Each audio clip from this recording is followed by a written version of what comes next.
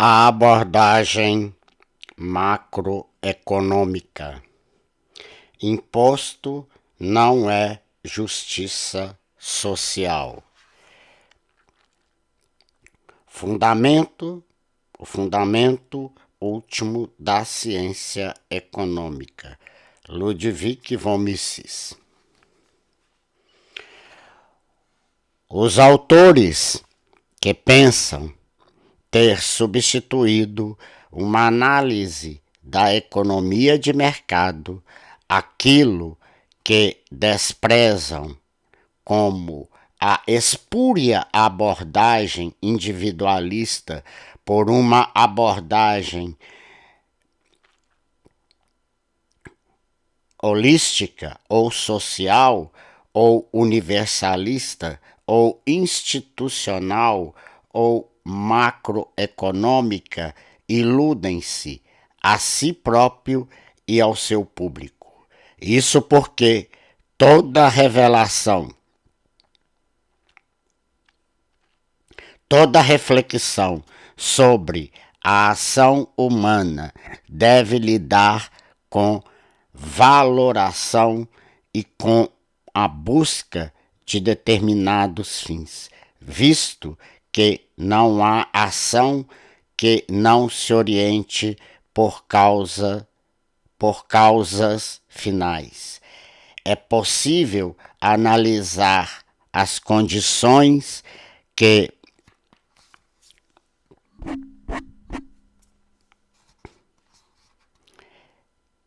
prevaleciam num sistema socialista em que o Supremo Czar determinasse absolutamente todas as atividades enquanto todos os outros indivíduos suprimindo suas próprias personalidades tornassem-se, na prática, meras ferramentas figurantes.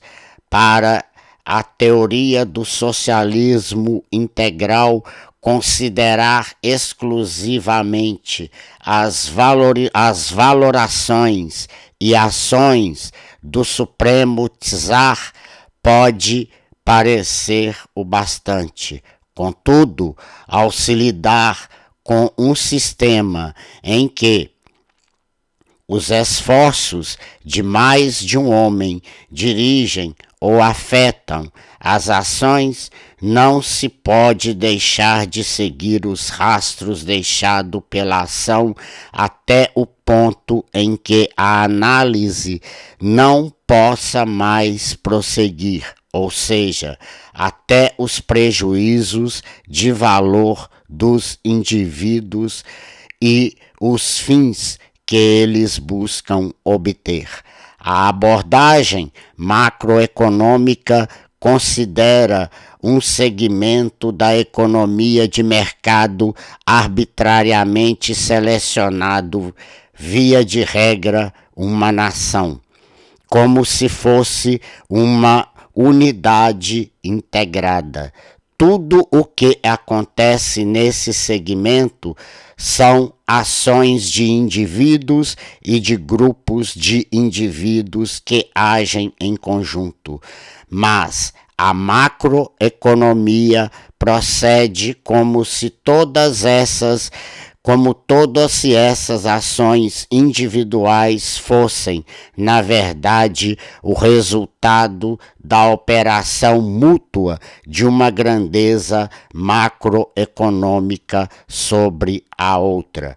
A distinção entre macroeconomia e microeconomia, no que diz respeito à terminologia, é emprestada da física moderna, que distingue entre física microscópica voltada a sistemas em escala atômica e física molar, voltada a sistema em escalas sensíveis aos órgãos sensoriais do homem. Isto implica, idealmente, que as leis microscópicas dão conta de todo o campo da física, enquanto as leis molares são apenas uma adaptação conveniente para um problema especial, porém frequente. A física molar aparece como uma versão condensada e censurada da lei microscópica. Assim, a evolução da física macroscópica à física microscópica é vista como um progresso de um método menos satisfatório de lidar com os fenômenos da realidade a outro mais satisfatórios.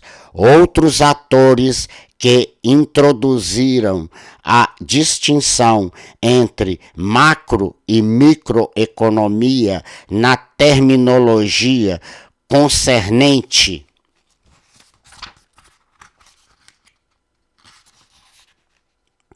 aos problemas econômicos tem em mente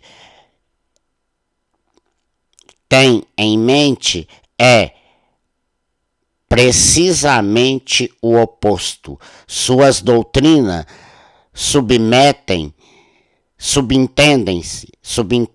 que a microeconomia é um caminho insatisfatório para o estudo dos problemas envolvidos e que a sua substituição pela macroeconomia equivale à eliminação de um método insatisfatório pela adoção de outro método satisfatório.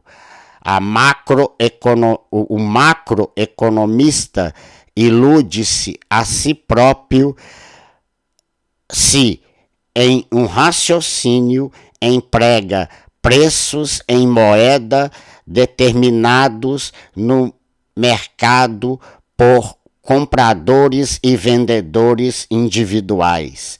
Uma abordagem macroeconômica consistente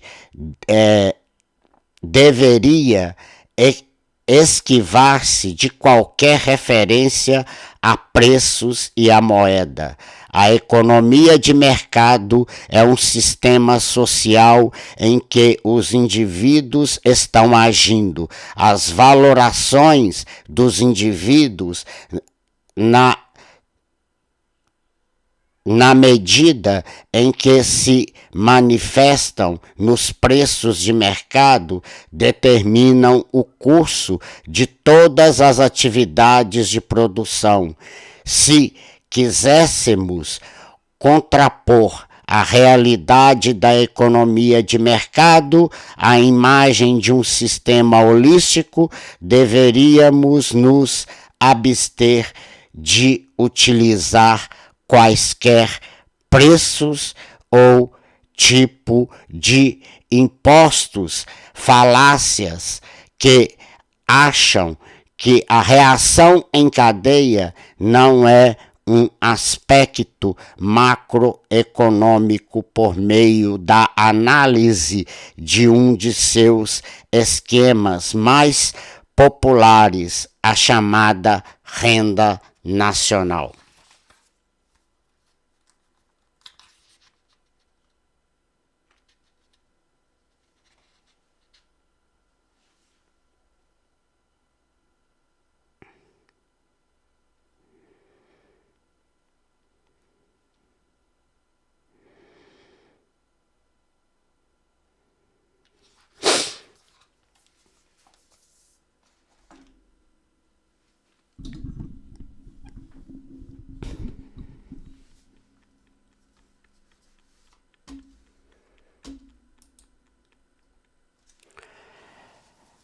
Olá, investidores. Ainda bem que no plural não precisa de linguagem neutra. Bom dia, boa tarde, boa noite, dependendo da hora que os senhores for assistir a este episódio. Olá, audiência responsável pela sobrevivência do nosso canal, que está conosco de segundas às sextas-feiras e que faz a vida desse canal ainda continuar aqui no YouTube. Se você gostou desse conteúdo e eu gostaria de pedir a todos vocês que deixem seu like, que compartilhe esse vídeo e, consequentemente, com o máximo de pessoas possíveis. Que vocês associarem ao nosso conteúdo aqui, entendo eu, né? Então, por favor, acionem os sininhos das notificações. Quem sabe assim, esse tal algoritmo do YouTube possa entender que o conteúdo é relevante e que ele deve continuar no ar. Segunda-feira, último dia do mês, 30 de junho de 2025. Avisou. Sim, o Banco Central, sem aperto fiscal, sem corte de juros. O Boletim Focus e a dívida PIB do mês de maio, o Ibovespa e o dólar. Esses são os assuntos que serão tratados aqui no nosso boletim econômico. Além também, claro, sem esquecer das reportagens das revistas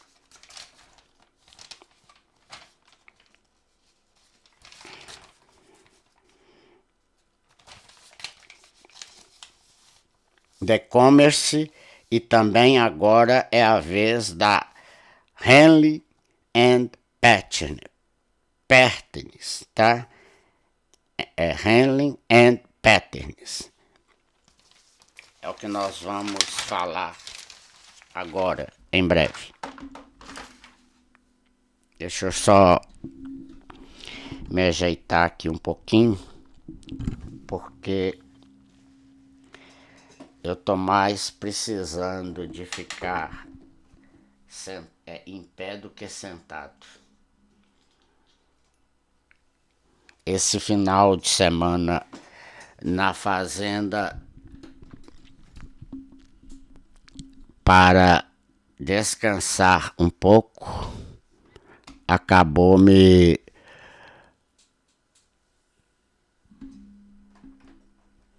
levando foi para o inferno.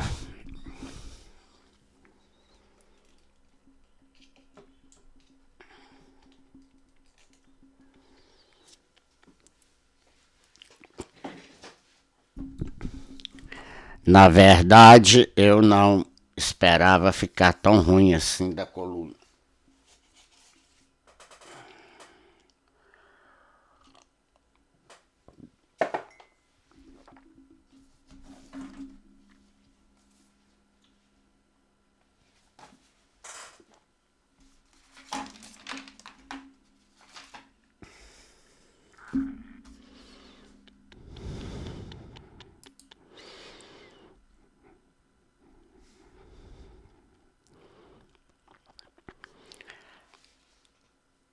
Taxação BBB.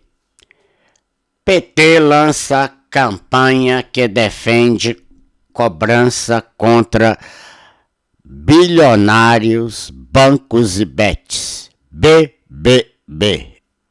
Bilionários, bancos e bets. As redes sociais sociais do Partido dos Trabalhadores divulgaram nesta quinta-feira um novo vídeo defendendo o projeto de isenção de imposto de renda para quem ganha até R$ 5.000 por mês, além de taxação dos mais ricos. A publicação coincide com a nova estratégia do governo de Lula da Silva de intensificar os discursos ricos contra pobres. A publicação, que no Instagram tinha mais de 18 mil curtidas, na manhã desta sexta-feira traz uma balança com sacos representando impostos. O texto divulgado na peça usa o slogan taxação BBB, mas as palavras são bilionários, bancos e bets. O governo Lula deu início a uma virada histórica na cobrança de impostos no Brasil. Quem ganha até 5 mil não vai pagar nada de imposto de renda. Além disso, quem ganha entre 5 e 7 mil terá redução no desconto tributário. E para manter o equilíbrio para manter as contas equilibradas, o governo vai passar a taxar quem sempre ganhou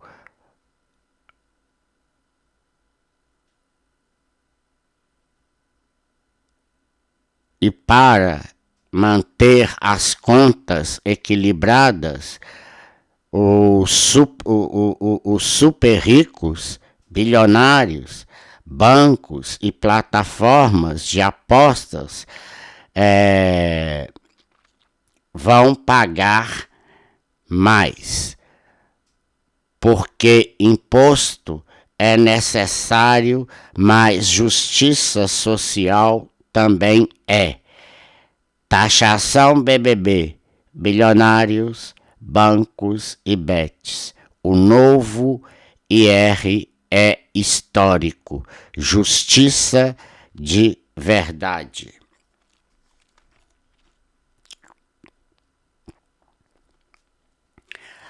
O Banco Central deve detalhar nesta terça-feira, na ata do Copom, do Comitê de Política Monetária, os motivos pelo qual decidiu elevar a taxa Selic de 14,75% para 15% ao ano e sinalizar o fim do ciclo de alta de juros.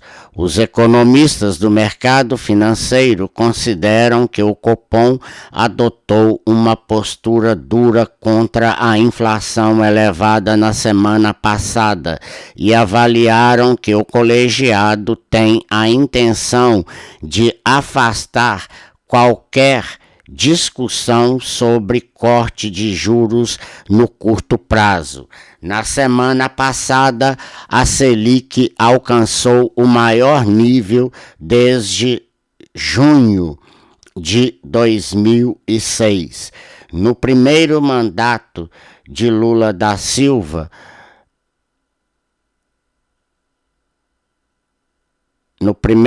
no que foi considerado pelo mercado financeiro uma demonstração de independência do BC,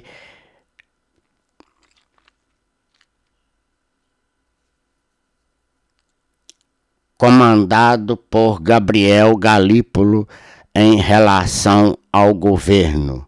Foi a 7ª alta consecutiva no ciclo iniciado em setembro, a 4ª sob a gestão de Galípolo, que acumulou um aumento de 4,50 pontos percentuais. O BC, no entanto, já indicou que a alta a 15% deve ter sido a última. No comunicado da semana passada, o Copom afirmou que a alta da Selic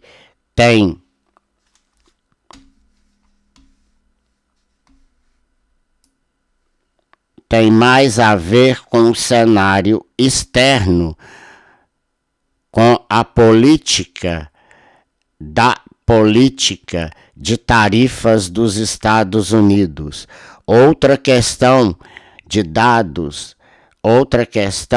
é a de dados domésticos e que, a fim de evitar um crescente endividamento das famílias com a obtenção de mais empréstimos, o Banco Central avaliou que o melhor seria fechar a torneira do crédito o quanto antes e por mais tempo, sobretudo com a questão fiscal que precisa ser reajustada, ou seja, o governo precisa de parar de gastar mais do que está arrecadando para que a inflação possa começar a convergir para a meta e assim o Copom possa começar a dar um alívio na taxa de juros. Outro dado relevante citado na ata do Copom foi o crescimento do PIB. Sim, ele teve um crescimento este ano.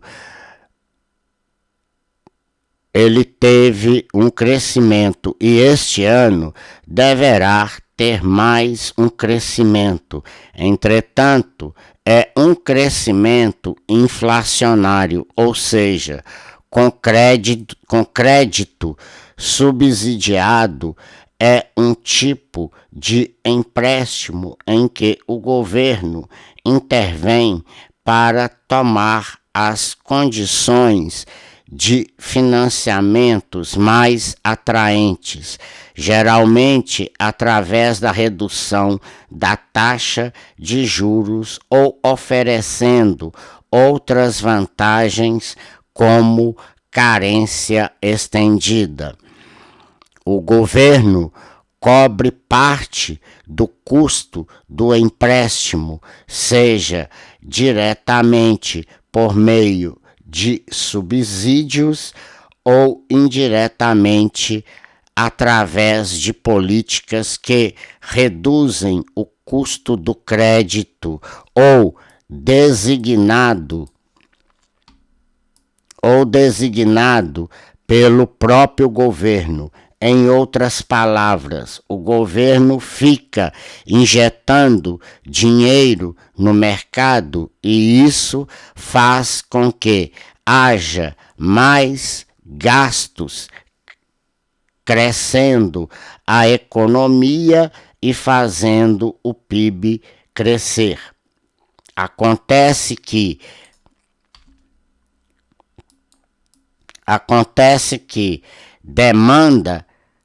a demanda cresce, mas, por outro lado, a produtividade não acompanha esse crescimento da demanda.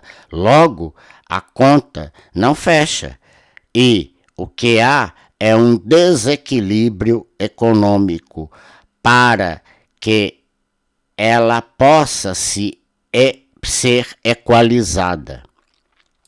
Então, o que é que a gente tem?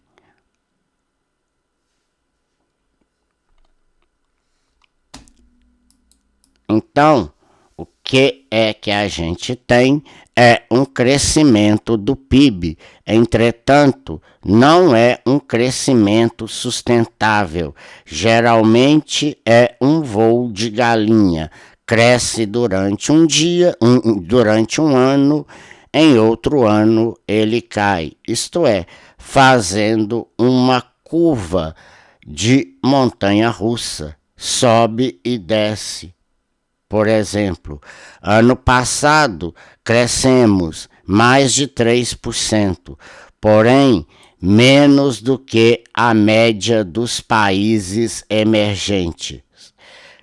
E para este ano, o governo acredita que iremos crescer entre 2 ou 2,4%, mas ainda não deixa de ser um PIB inflacionário, o que preocupa o Banco Central, porque toda esta questão do crédito, injeção de dinheiro e, obviamente, impacta a inflação, pois, em boa parte das vezes, inflação é justamente esse efeito monetário, isto é, a grande quantidade de dinheiro correndo no mercado e,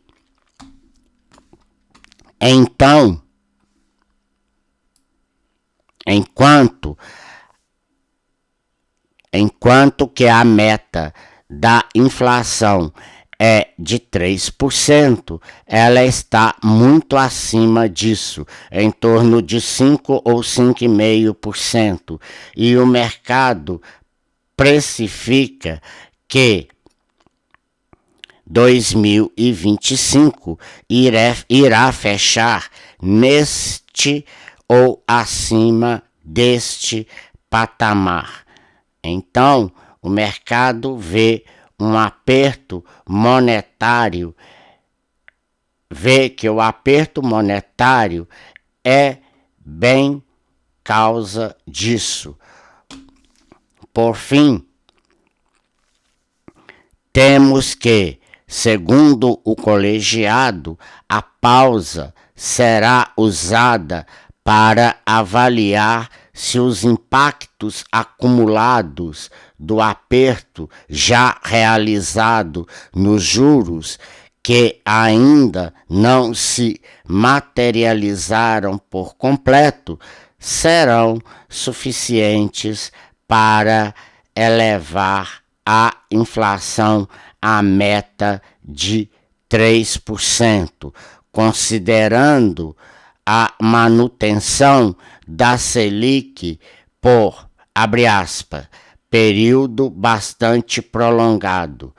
Caso contrário, diz que não hesitará em prosseguir com juros altos. Bom, esse desequilíbrio econômico que diz aqui, né, neste resumo da ata, explicando aí parte do processo de alta dos juros da Selic, ele acaba sendo muito bem explicado, porque mostra que o Banco Central ele mantém esse aperto de juros exatamente porque o PIB que nós temos não é esse PIB sustentável, e sim aquele voo de galinha.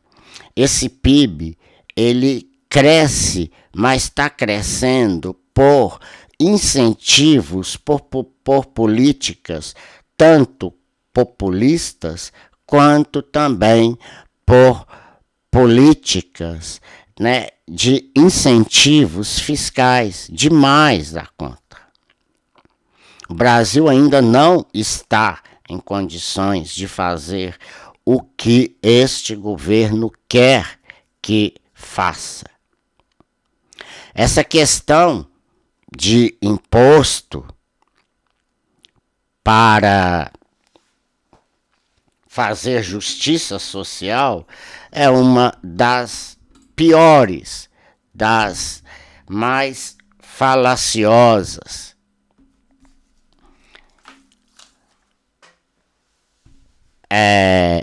condições que um ministro da Fazenda possa levar em consideração, deixando de lado, e no caso, né, os efeitos macroeconômicos e visando apenas um efeito micro, sem considerar também os aspectos da macroeconomia. Isso não pode acontecer.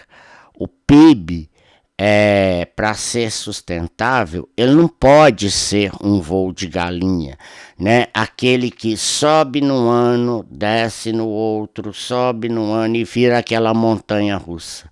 Voo de galinha, o mercado gosta muito de fazer essa associação, porque, como eu já disse várias vezes aqui em outros boletins, que voo de galinha é aquele voo rasante, né? Que voa ali, pronto, e ali ela tem que pousar porque ela cai. Ela não se sustenta no ar.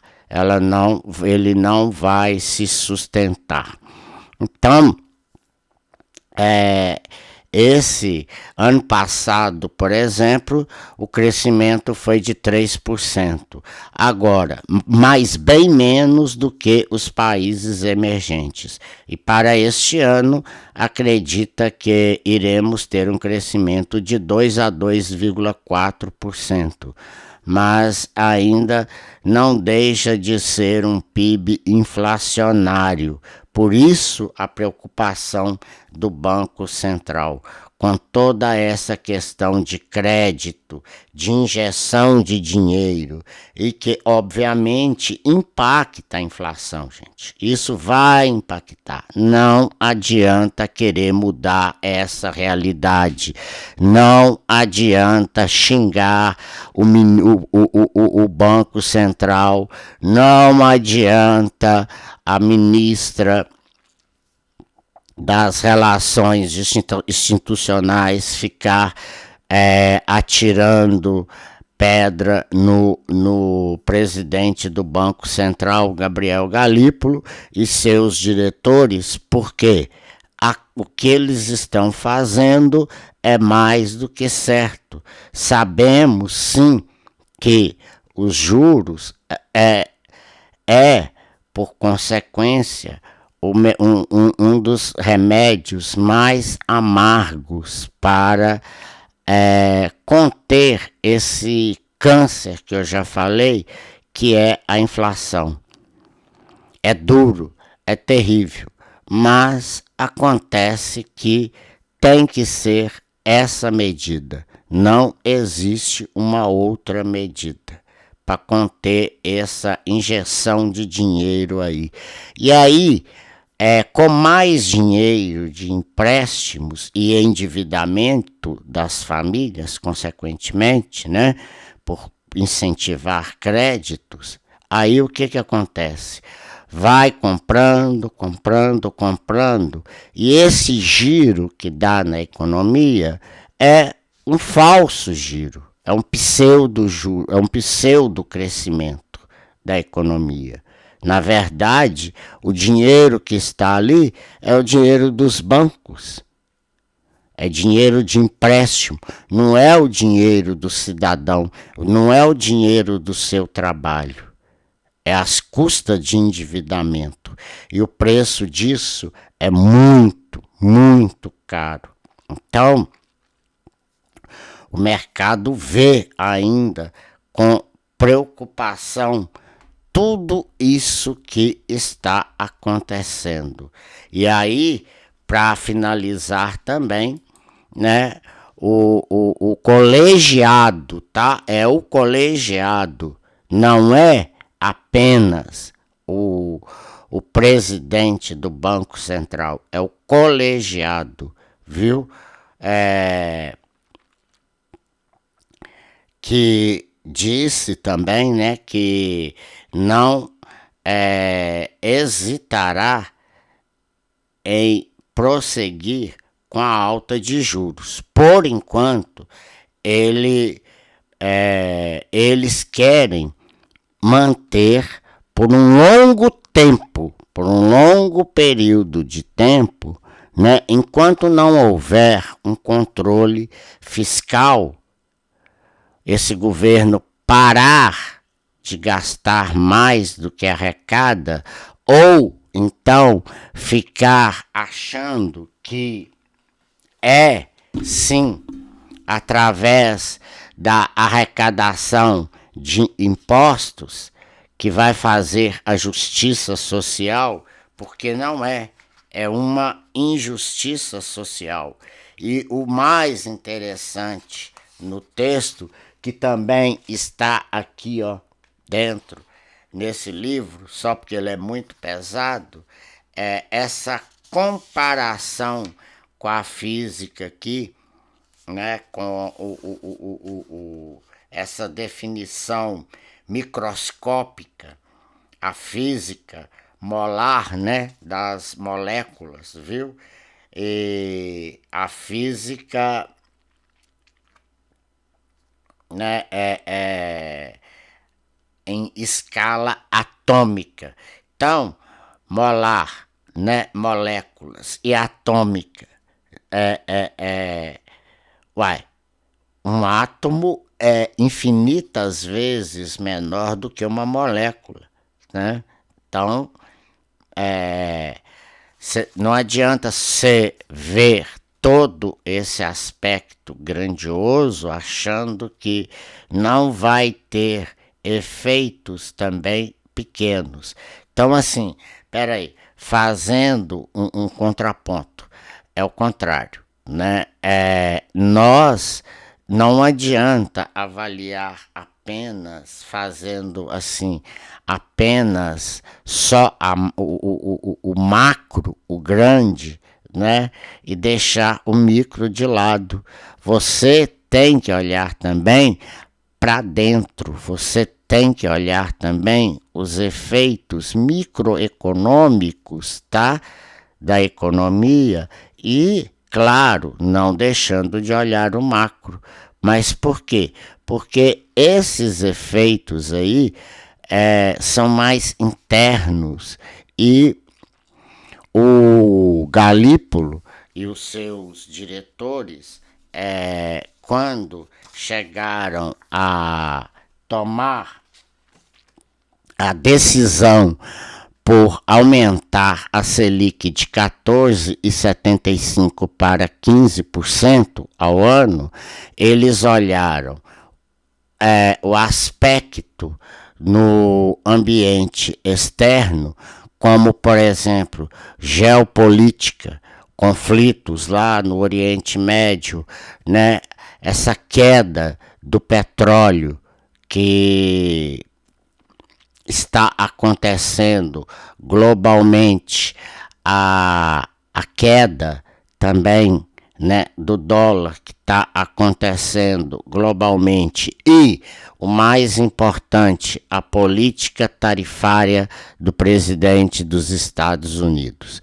No entanto, ele volta dizendo aqui que não esquecendo os dados domésticos, né, os problemas domésticos aqui do Brasil, que é essa política, né, de intervenção do governo, porque quando ele faz todo este processo de ficar, né, obstinado aí por dar mais crédito, né, incentivar o endividamento aí das famílias, o que a gente acaba tendo é realmente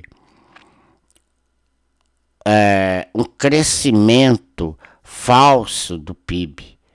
Não é um crescimento real. Por quê? Porque esse crescimento ele está indo, mas como se fosse um voo de galinha, muito, muito rápido, muito pequeno, porque ele cresce através do aumento da dívida PIB.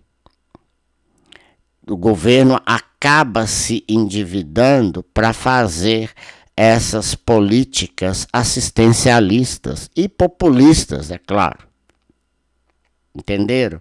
Então, Aí eles terminam, né? Um tom assim mais Rovesque, mais duro, dizendo que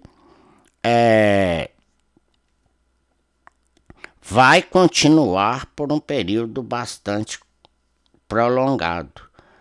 Caso contrário, diz que não hesitará em prosseguir com alta de juros se caso nada for feito por parte do governo.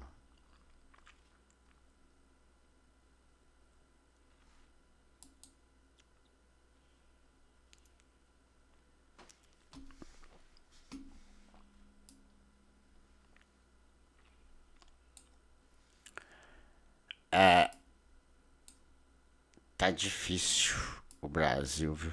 Tá difícil mesmo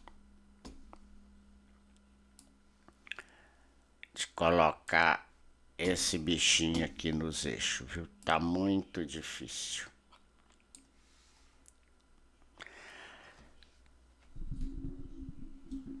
Ciclo de redução de taxa de juros globalmente será mais lento ou pode nem acontecer, diz diretor do Banco Central. O bombardeio do Irã pelos Estados Unidos e a sinalização do governo iraniano que irá fechar o Estreito de Hormuz resultam de imediato em aumento do preço do petróleo a partir desta segunda-feira, afirmam especialistas.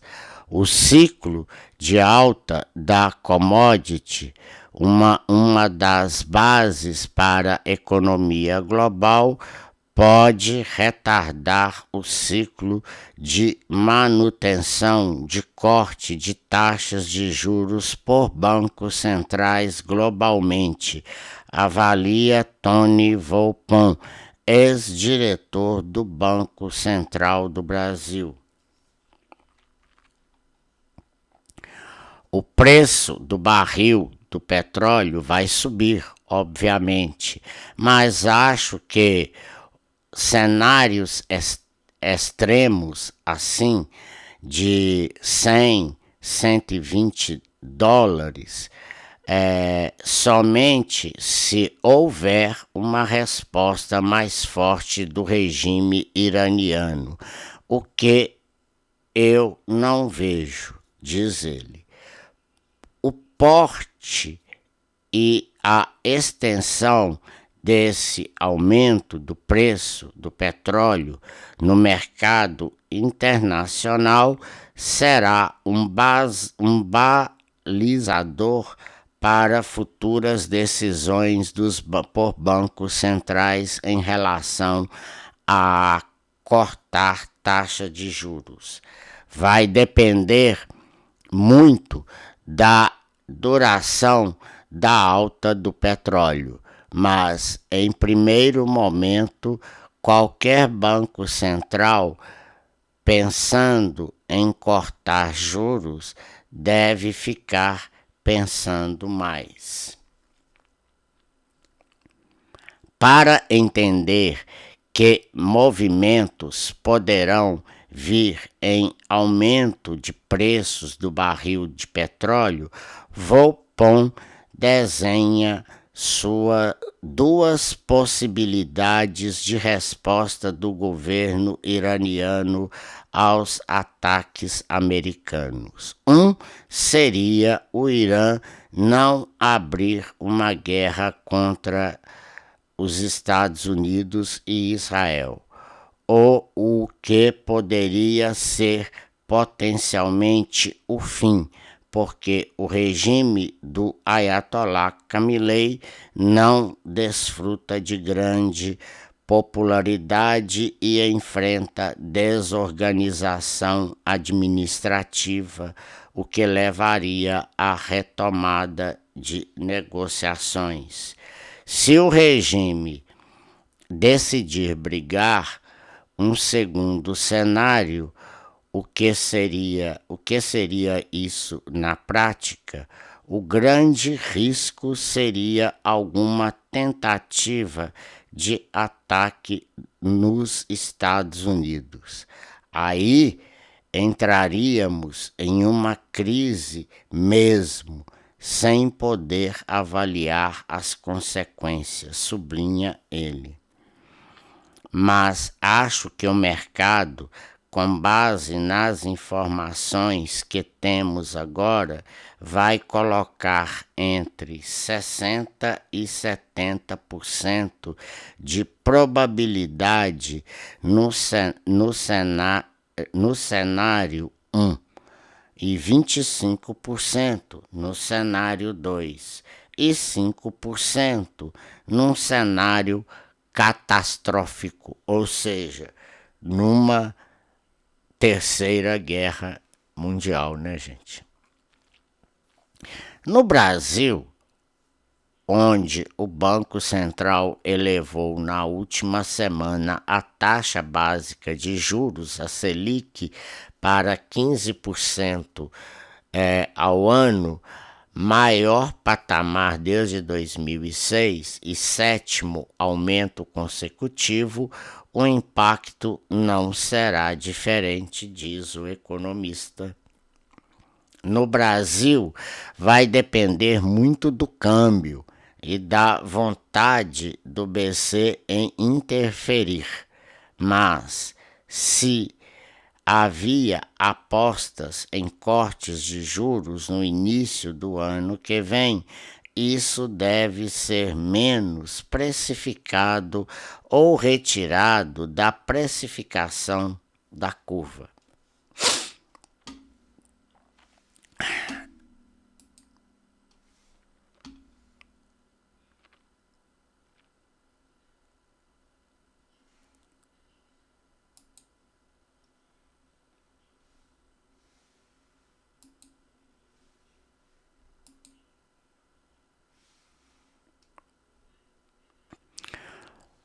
O dólar fecha no menor patamar em 9 meses, a 5,43.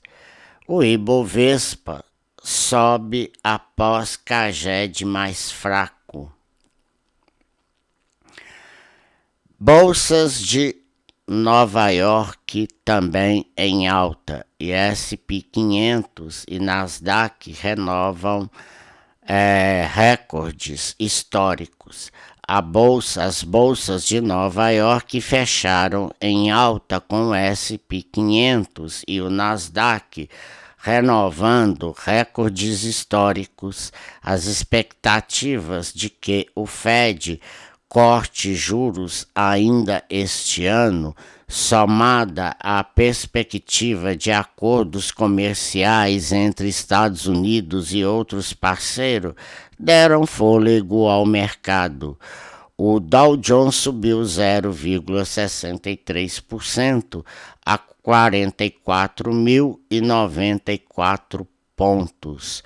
O S&P 500 avançou 0,52% a 6.204 pontos e Nasdaq ganhou 0,47% a 20.369 pontos. Uma relativa sanção de calma prevaleceu no fim de um primeiro semestre que viu oscilações violentas atingindo Wall Street em meio à guerra comercial de rápida evolução do presidente Trump. Conflitos mundiais, temores de recessão, bem como preocupações sobre o déficit crescente que poderia ameaçar o status dos Estados Unidos como um porto seguro.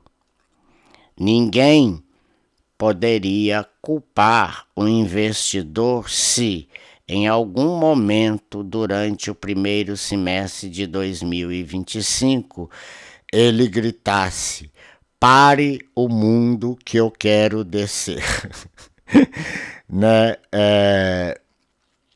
Aí, parafraseando Raul Seixas, né?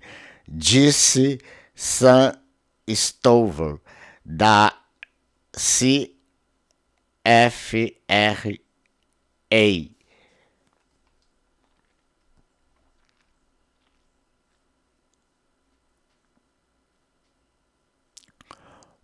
Juros futuros fecham em queda após o CAGED. Os juros futuros fecharam em queda ao longo de toda a curva. Investidores reagiram aos dados do CAGED que mostram um arrefecimento no mercado de trabalho brasileiro, aumentando a expectativa de alívio na inflação. Ao fechamento, a taxa de depósito interfinanceiro, o DI, para janeiro de 2026 operou em leve queda de 14,95%, 92%, mas ante 14,93% no fechamento de sexta-feira. Para janeiro de 2027, a taxa foi a 14,09%, ante fechamento de 14,16%. Para janeiro de 2028, a taxa recuou a 13,25%, ante fechamento de 13,40%.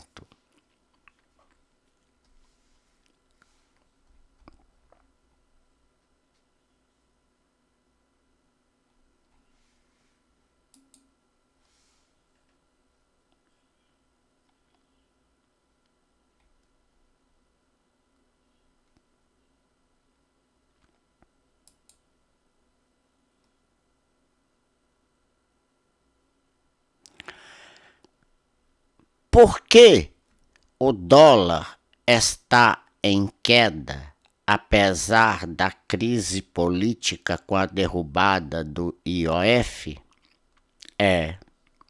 Boa pergunta, né? O dólar opera em queda na manhã desta. Não. O dólar operou em queda na manhã, desculpem. O dólar operou em queda na manhã desta quinta-feira, mesmo com a derrota histórica do governo no Congresso que derrubou o decreto do IOF. A moeda americana era cotada a R$ 5,52, em queda de 0,60% por volta das 10h30. A forte desvalorização da moeda americana no mercado internacional e a divulgação de um resultado da inflação abaixo do previsto, o que pode levar a um alívio na taxa de juros do país, apreciando o real, influenciam também nas cotações. A crise política, assim, está reverberando menos no mercado. Na noite de quarta-feira, o Congresso derrubou o decreto presidencial que aumentava as alíquotas do IOF, que é o Imposto de Operações Financeiras. Volto a repetir, é um imposto, né, que é regulatório e não é arrecadatório, como vê o governo. Com isso, a previsão de receita de 10 bilhões de reais para este ano e 10 bilhões para o próximo, com a qual o governo contava para fechar as contas nesses 2 anos, não será possível. Não será pelo seguinte, tá? Porque, como já falei, não adianta tentar entender isso daí, né, como um imposto arrecadatório. E parece que Lula da Silva não consegue entender isso. Consegue, mas não quer. Nem ele e nem o resto da equipe econômica. Sabem que não é. Mas acontece que achar que isso não vai impactar os menos favorecidos economicamente, e que eu já cansei e estou cansado por demais de falar deste assunto, né? Nem precisa mais, gente, nem precisa. Porque vocês sabem, tanto quanto eu, que impacta da mesma forma. Porque essa pseudo arrecadação que o governo fala aí, né, de um imposto para arrecadar e não regular, né, ele vem, sabe, como uma reação em cadeia. Então não adianta ficar falando, parem de falar esse negócio de super ricos, que não sei o que. Aliás, a coisa está piorando em vez de melhorar. Cortes no radar. Fed deve reduzir juros dos Estados Unidos 3 vezes até o fim deste ano. Vê Inter. O Federal Reserve deve retomar o afrouxamento monetário nos Estados Unidos em setembro deste ano, afirma a economista-chefe do Inter, Rafaela Vitória. O Banco Central do país deve realizar cortes nas 3 últimas reuniões do ano, levando os juros para o intervalo de 3,5% a 3,75%. Abre aspas aí para a Rafaela Vitória. Se mantivermos a atual tendência dos dados sem impacto inflacionário significativo e a atividade mantendo-se robusta, esperamos que o Fed retome o ciclo de queda dos juros a partir de setembro, fecha aspas, afirma a economista. Até o 5º mês do ano, a inflação norte-americana acumula alta de 0,94%. O mercado de trabalho também perde força na margem, tendo adicionado 619 mil empregos em 2025 até maio, enquanto havia adicionado 898 mil empregos no mesmo período de 2024. A economista explica que, em condições normais, seria difícil o Fed justificar a atual postura de manter a taxa de juros no atual patamar. Porém, desde a posse de Donald Trump no final de janeiro, a incerteza econômica subiu devido às tarifas anunciadas para diversos parceiros comerciais. Novamente, abre aspas.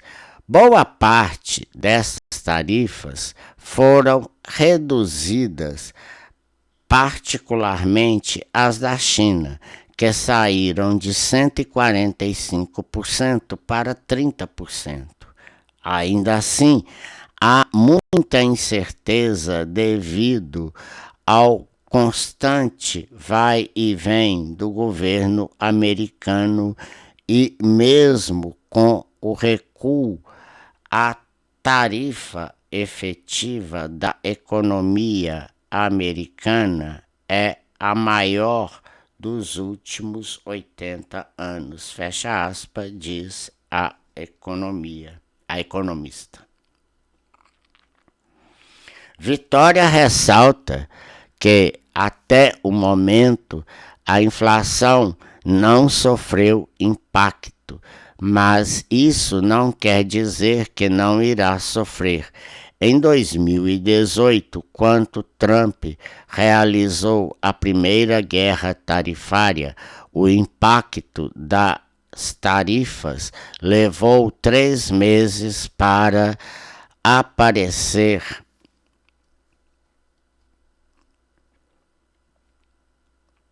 nos preços finais. Por outro lado, os dados de varejos, emprego e do setor imobiliário dão sinais de que a economia está desacelerando.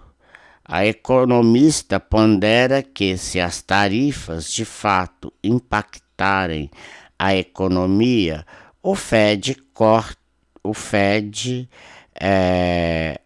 deve iniciar o corte no 9º mês de 2025, independentemente do possível impacto inflacionário.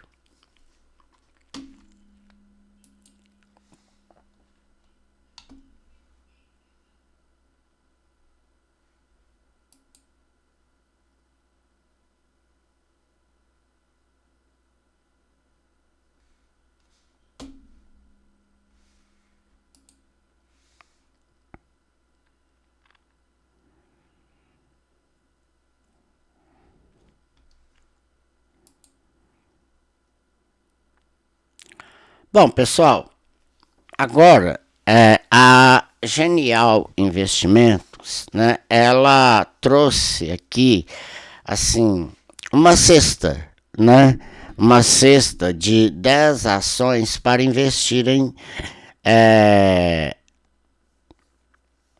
em julho, tá? E superar o Ibovespa. Bom, vocês sabem o que eu penso, né? Eu não sou muito dessa coisa de carteira recomendada. Agora, para quem está iniciando a carreira, né, de investimentos e tudo mais, de investir no mercado, né, de fazer seu empreendimento, devido aí a essa situação fiscal do Brasil, que pode acarretar sim numa quebradeira sem precedentes, né? É bom que todos nós a gente deve lembrar sim que há, né, um risco iminente à vista, e isso tudo pode ser bastante preocupante. Então, a forma também de se proteger disso não é só levando dinheiro para fora do Brasil. Não é só comprando moeda estrangeira, não. Você tem também a opção de comprar, sim, boas ações de empresas, pode ser nacionais ou internacionais, mas pelo visto aqui eu acredito que essas da Genial, né, são ações mesmos aqui de empresas, porque senão ela teria falado aqui, a empresa, a corretora, teria falado aqui também em BDRs e ela não citou aqui, né? Ela apenas fala, veja 10 ações para investir em julho e superar o Ibovespa segundo a Genial, né? Então, vamos dar aqui uma olhadinha. Eu vou aumentar aqui.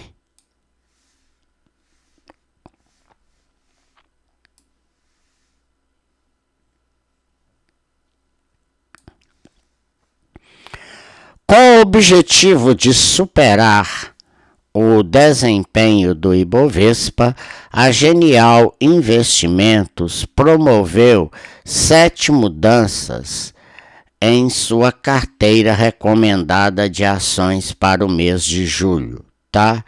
Então, vamos ver aqui, só um minutinho.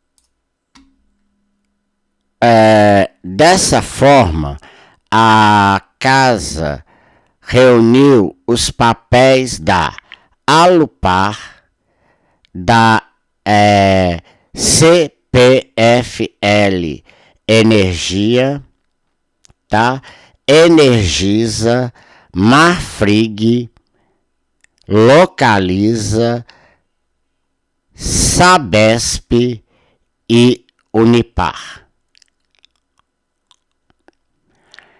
Em substituição, entraram as ações do BTG Pactual,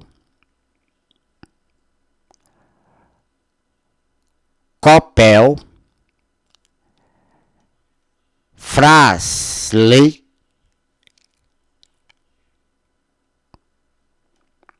Neo Energia,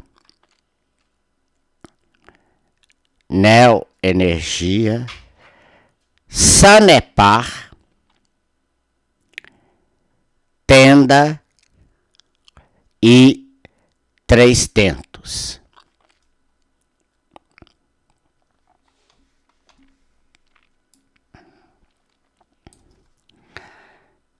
Além dessas, a carteira incluiu mais 3 empresas, completando um total de 10 papéis. Opa, desculpa, gente, esse site é assim mesmo, ele fica girando, entendeu?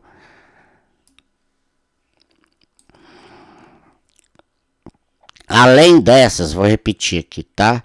Além dessas, a carteira inclui mais 3 empresas, completando um total de 10 papéis, todos com peso de 10% na seleção.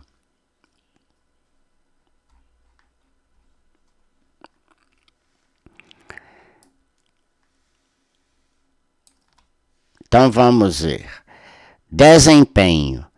Em junho, o portfólio da Genial registrou queda de 1,98%, enquanto o Ibovespa avançou 0,70%. Então a carteira da Genial ainda ficou no lucro. Apesar dessa oscilação pontual no acumulado de 2025, a carteira acumula valorização superior a 20% contra 14% do principal índice da Bolsa Brasileira.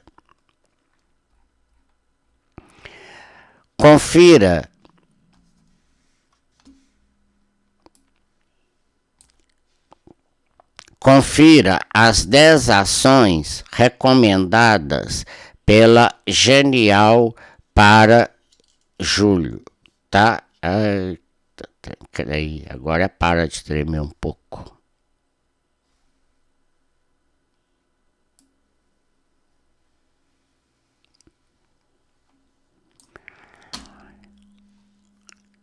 Então vamos lá. Bradesco, peso de 10%. BTG Pactual, também 10%. CEMIG, 10%. Copel, 10%. Fras-le, 10%. Neo Energia, 10%. Sanepar, 10%. SLC Agrícola, 10%.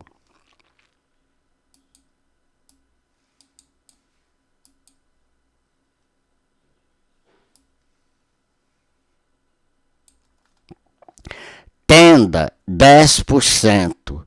E 300, 10%. Então, e aqui tá aí os respectivos tickets aí de cada um. Lembrando aqui, cadê? Olha aqui, viu? Ainda, salvo engano, quem não tiver CEMIG, dá para comprar, viu? Porque tem dividendos bons aí, tá? E vocês sabem que a CEMIG é uma das hidrelétricas, né? De transmissão, é a melhor, não existe outra para investir. Isso na minha opinião, tá? Viu?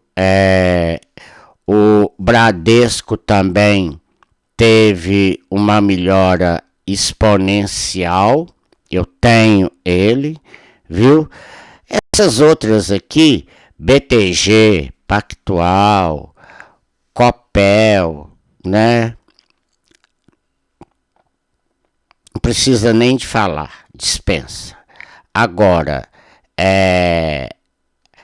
a Neo Energia, aí eu já prefiro não opinar, tá?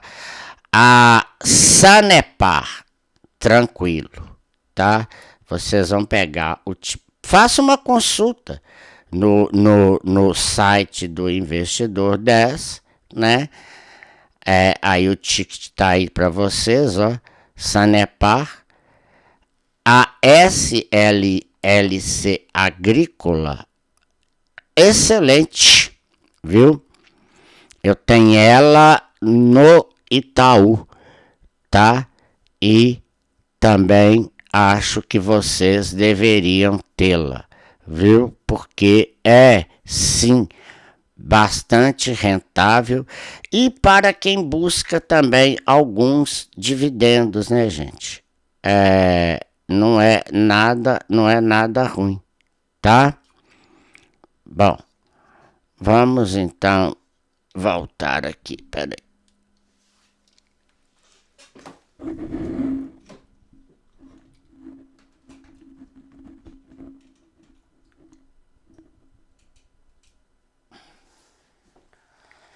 Ai, ai, que dorzinha no braço.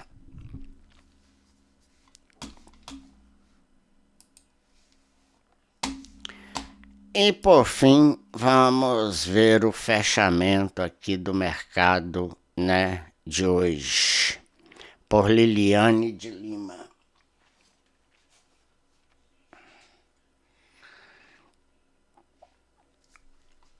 Se eu dissesse para vocês que eu tô tendo que tomar a codeína de novo, vocês não acreditariam, não?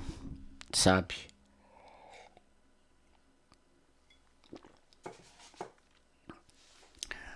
Eu já falei que o meu caso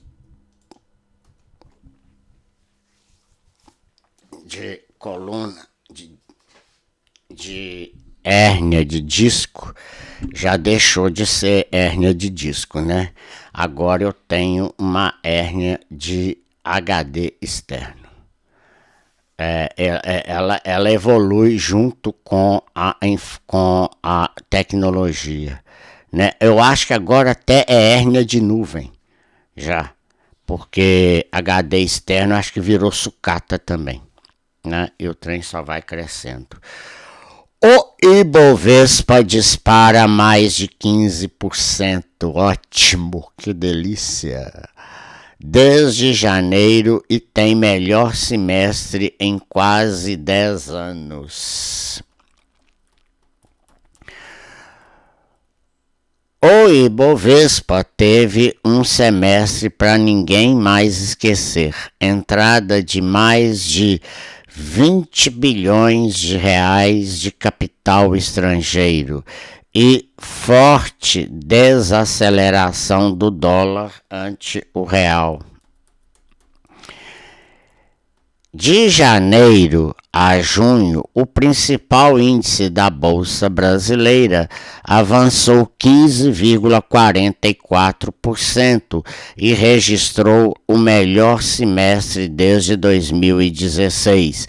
Na avaliação do Inter, as incertezas sobre as políticas tarifárias do presidente dos Estados Unidos colocou de volta os mercados emergentes em jogo, sendo um deles o Brasil, que segue com bolsa barata.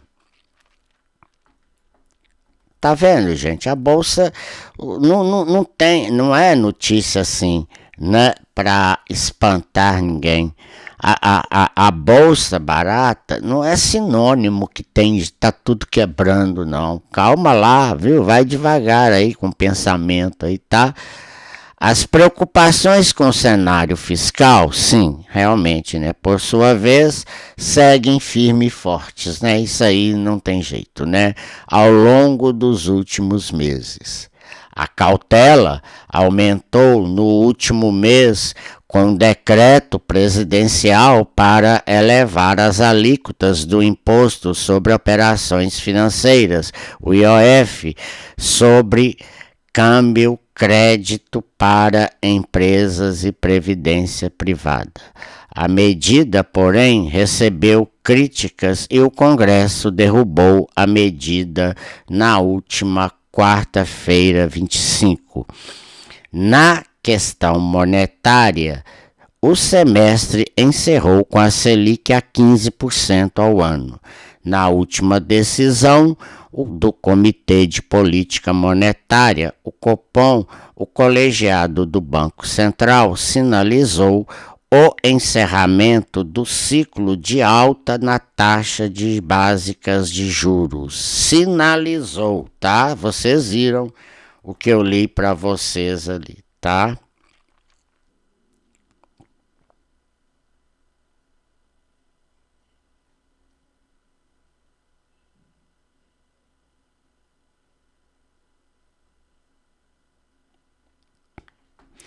O que esperar do Ibovespa agora? Bom, a expectativa é que o Ibovespa continue a acumular ganho nos próximos meses. Na pesquisa mais recente do Bank of America, cerca de 2/3 dos gestores de fundos da América Latina veem um índice acima de 140 mil pontos no fim de 2025. Segundo o Bank of America, as expectativas sobre os lucros das empresas melhoraram. Além disso, o principal risco externo deixou de ser as tarifas impostas pelos Estados Unidos e passou a ser a possibilidade de um dólar mais forte. Além disso, a Bolsa Brasileira já tem antecipado as eleições de 2026, né?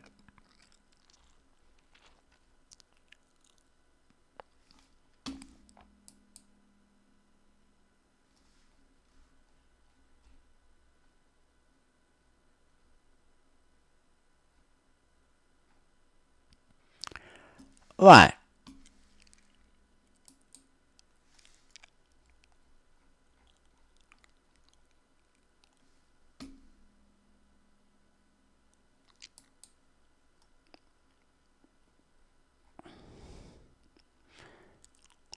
então, vamos lá.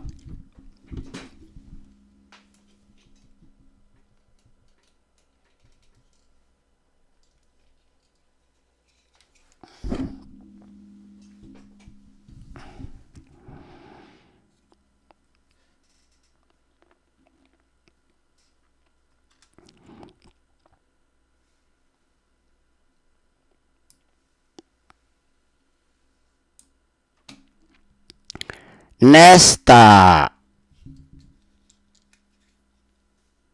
Nesta segunda-feira, 30, o principal índice da Bolsa Brasileira subiu 1,45% aos 138.854 pontos, aos 138.854 pontos. Quer dizer, a gente está encerrando então o primeiro semestre de 2025 no azul, né, e não no vermelho. No mês, o Ibovespa também avançou 133%, e no semestre a alta acumulada foi de 15,44%, como nós já falamos ali atrás agora, né? Bom, e o dólar? O dólar à vista encerrou as negociações aí, ó, a R$ 5,43, tá? Hora de comprar, galerinha, hora de comprar. Ontem eu andei comprando e tô comprando mais, e hoje eu devo comprar também, viu? Eu gosto de comprar agora à noite. Com queda de 0,89%, no menor nível desde setembro de 2024. Olha só. No cenário doméstico, o mercado reagiu a uma bateria de dados econômicos. Entre eles, o país abriu 148.992 vagas formais de trabalho em maio, segundo dados do Cadastro Geral de Empregos e Desempregos, chamado também de CAGED, divulgado pelo Ministério do Trabalho e Emprego, o MTE, tá?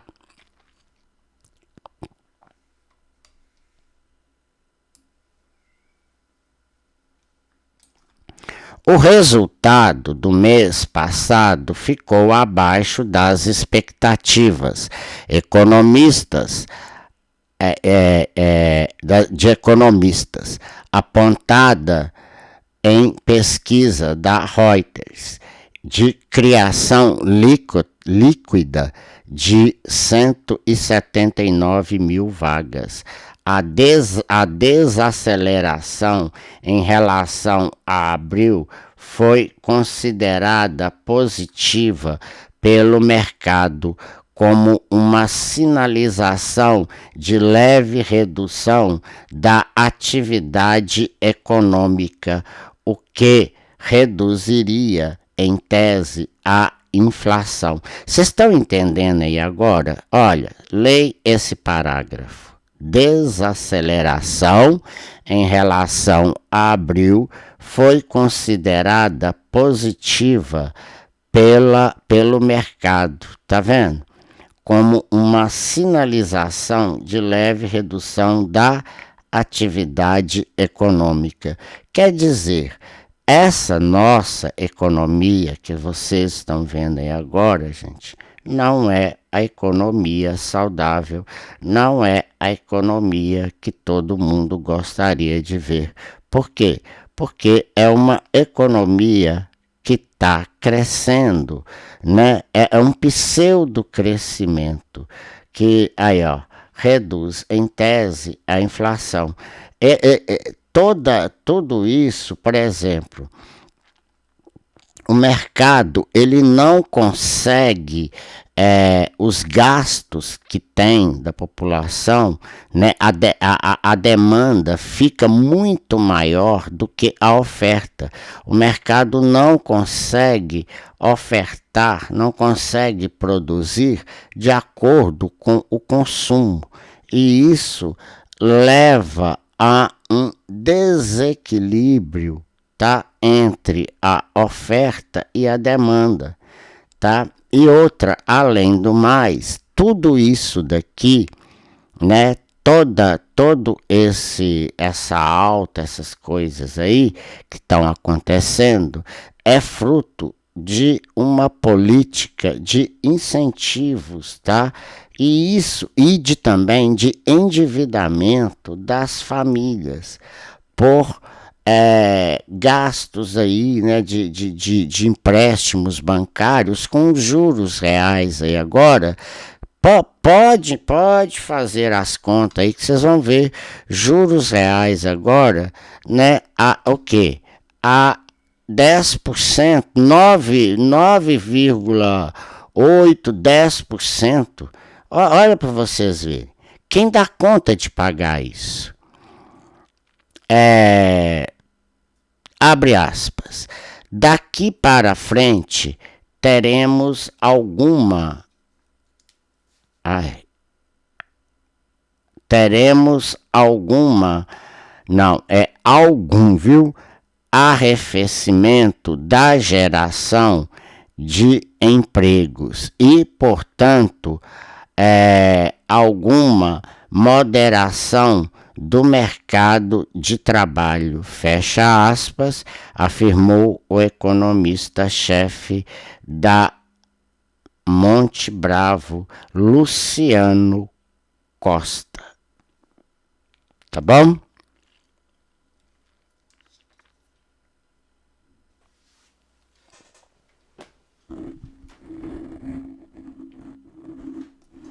Eu não gosto de ficar deixando, quando eu mexo com a câmera, eu prefiro fechar a janelinha.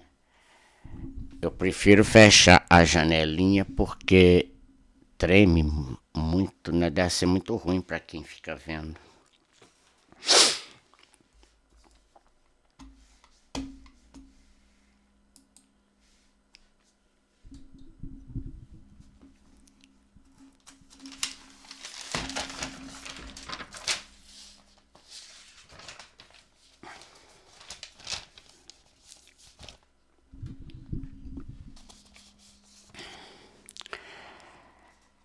A falta de crédito do Brasil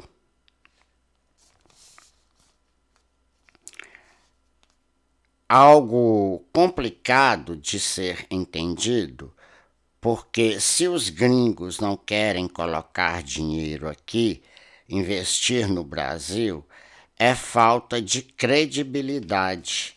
Então, se eles vão investir, colocar dinheiro aqui no Brasil, e um exemplo disso é o Tesouro Direto, ou Tesouro, né, brasileiro, nacional, eles vão querer um risco, tá? Um risco para financiar a dívida do país, igual fazem com os treasuries também americanos, tá? Eles querem um prêmio de risco para fazer isso, né? E no caso, o prêmio de risco aí é os juros altos que eles querem. Ah, vamos arriscar? Vamos, tá. Então nós vamos entrar com dólar aí, viu? Então, mas nós queremos para isso aí. Agora, se nós não tivéssemos uma dívida comprometendo 76 do PIB em maio, é isso mesmo, tá? Por falar nisso, antes que eu me esqueça primeiro aqui, tá? Eu vou abrir aqui a... De novo, vou ter que voltar aqui com a câmera, porque eu quero mostrar, porque eu pus para vocês o boletim Focus, mas não mostrei. É rápido, bem rapidinho.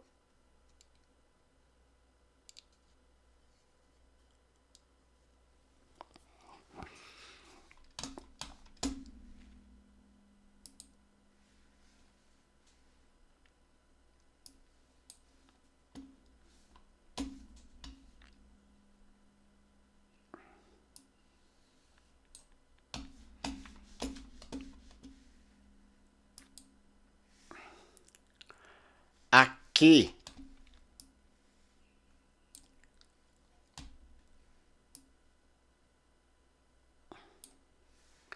ó, IPCA, tá?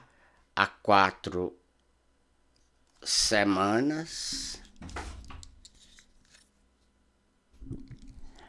Há 4 semanas, 5,46, depois há uma semana 5,24 e hoje ficou aí nos 5,20. Pera aí, tá? Eu não tô conseguindo ter o retorno aqui não.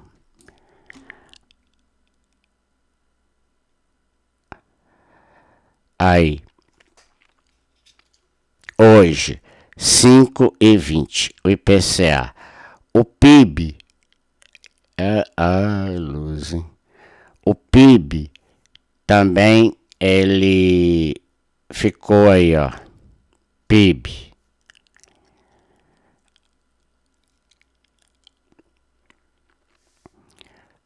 Estão vendo aí, né? 4 semanas, 2,13, uma semana 2,21, hoje 2,21. Se a gente for olhar aqui, ó, tá, é que manteve a estabilidade. O azul quer dizer aumento, o vermelho diminuição e a igualdade é estabilidade. Então, manteve aí a estabilidade. Já a taxa de câmbio aqui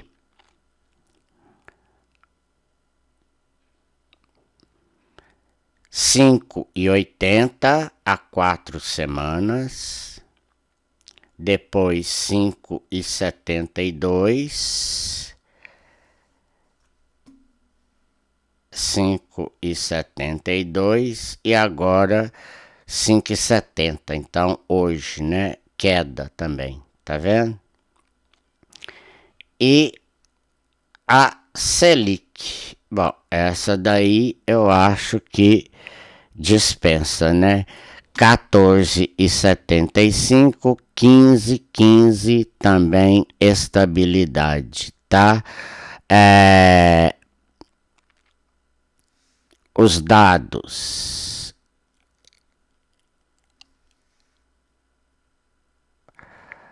Comportamento dos indicadores desde o último Focus.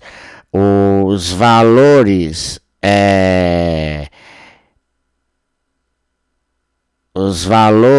entre parênteses expressam o número de semanas em que vem ocorrendo o último comportamento, tá? Tudo isso aqui são medianas das expectativas do mercado no dia saiu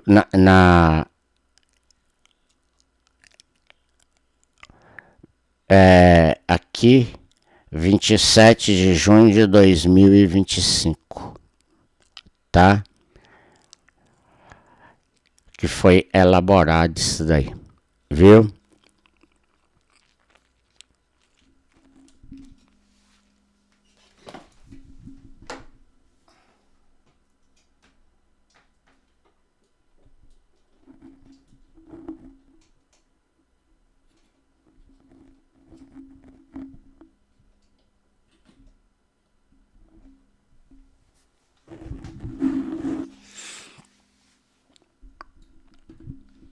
Bom, já que vocês viram então aí o Focus, né? Que nem precisava também, porque já foi falado tanto aí para todo mundo.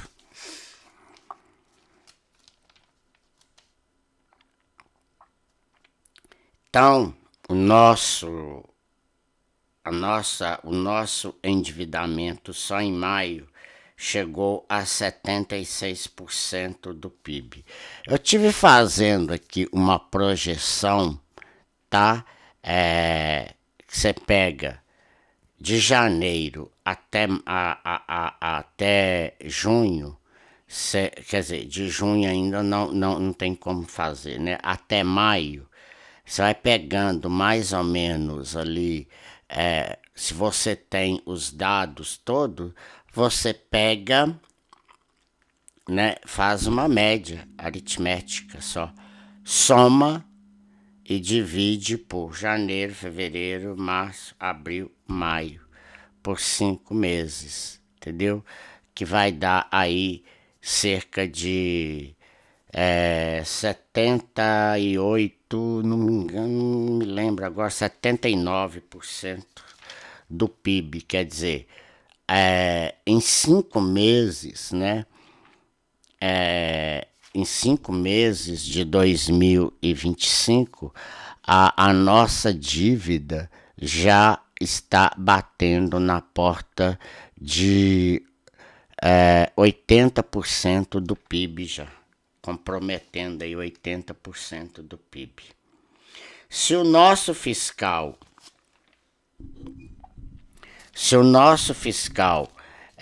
estivesse controlado, sem incentivos e créditos subsidiados pelo governo de forma estratosférica, certamente que a política monetária do Banco Central também estaria bem menos apertada ou menos contracionista. Por isso, a busca do ajuste fiscal é importante, pois juros altos não é bom para ninguém. Enquanto o governo sempre busca arrecadar via aumento de impostos, como vimos na semana passada o aumento do IOF e a derrubada do decreto pelo Congresso, acontece que passar pano também para Congresso, passar pano para o Congresso e culpar só o Executivo é injusto, porque o nosso legislativo é um dos mais que consomem dinheiro, né, com salários, verbas de gabinetes, verbas parlamentares, e o judiciário, que esse dispensa comentários e nem é bom falar muito, já que estamos no regime de censura, né? Então nós não podemos ficar falando aqui também do tal do judiciário, senão eles jogam, né, esse vídeo no, ou não deixa nem eu subir ele, né?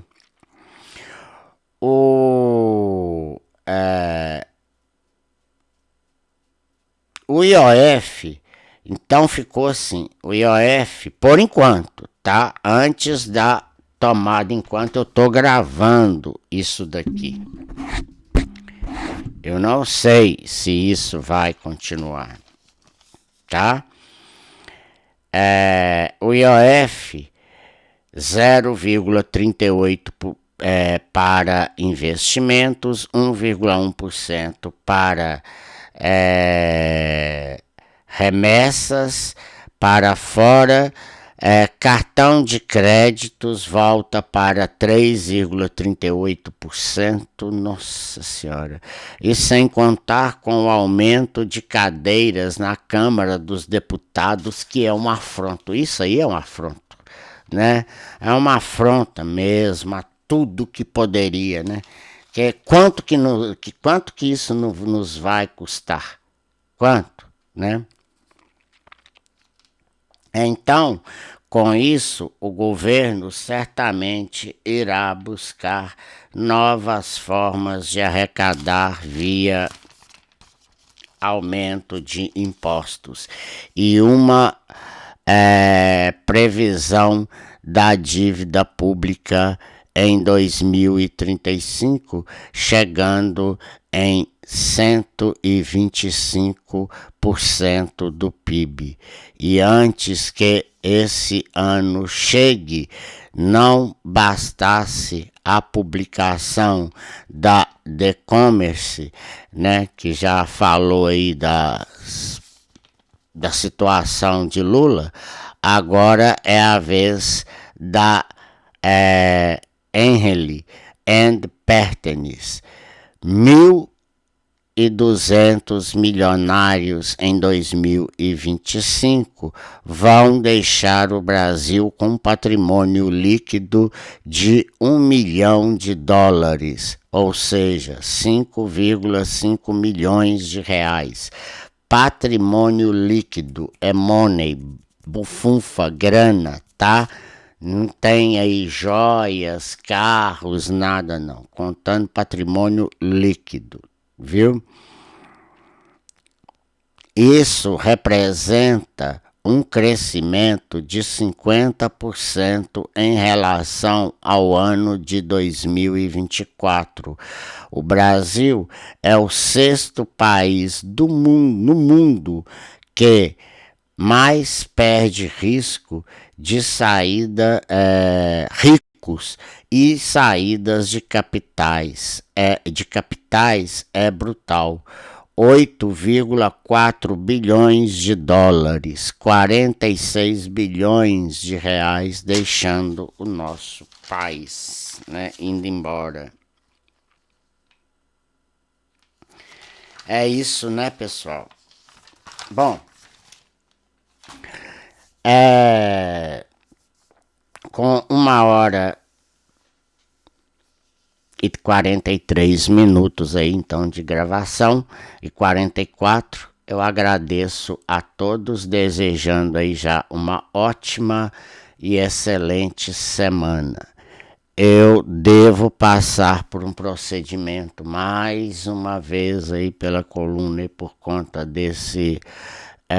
dessa dor aí que tá me afetando. Então, se caso eu não tiver condições nem de gravar o programa, né? Então a gente deve voltar só mais lá pro final da semana, viu? Mas, contudo, todavia, porém, eu peço a cada um de vocês aí, que é a nossa audiência e que faz a sobrevivência desse canal, eu gostaria de pedir a todos vocês que, se puder, né, contribuir aí, se inscrevendo no canal, para deixar aí, né, o like de vocês também, inscrevendo-se no canal, viu? E compartilhando o vídeo aí com mais pessoas, com a sogra, com o sogro, né? Por que não? Com a ex-namorada, com o ex-namorado, né? Com o atual também, e com o cachorro, né? Caramelo, por aí vai, né? Tem tantos aí. E também com seu gatinho, né? De estimação. E deixa seu joinha lá, seu like lá, para ajudar aí o canal, porque da agora para frente o YouTube vai pegar pesado conosco, viu? Canais que não tiver relevância nenhuma para eles vão acabar cortando, tirando do ar, né? E eu não queria que a nossa plataforma saísse, não, né? Quer dizer, a plataforma tirasse o nosso canalzinho do ar, não. Afinal de contas, aqui eu tento trazer alguma coisa, né, para vocês aqui, né? Eu sei que não é das melhores formas, não, mas será que nós não vamos começar nem com os podcasts aí online, que já estão até programados, né? Será que eu vou ter que ir atrás dos convidados para falar que não vai ter mais porque o canal saiu do ar, né? Bom, mas eu espero aí que vocês, né, reflitam, tá? E se tudo der certo aqui com as aplicações que irão ser feitas amanhã, a gente tá de volta. Valeu? Muito obrigado a todos, viu? E uma ótima noite para todos vocês, viu? Até amanhã, então, né? Se assim for permitido.